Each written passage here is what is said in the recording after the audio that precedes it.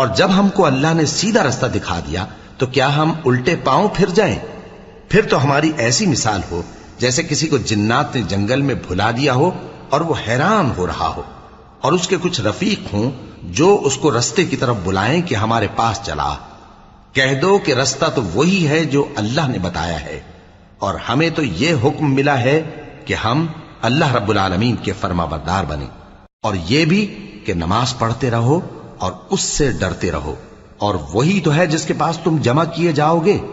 اور وہی تو ہے جس نے آسمانوں اور زمین کو تدبیر سے پیدا کیا ہے، اور جس دن وہ فرمائے گا کہ ہو جا تو حشر برپا ہو جائے گا، اس کا ارشاد برحق ہے، اور جس دن سور پھونکا جائے گا اس دن اسی کی بادشاہت ہوگی، وہی پوشیدہ اور ظاہر سب کا جاننے والا ہے،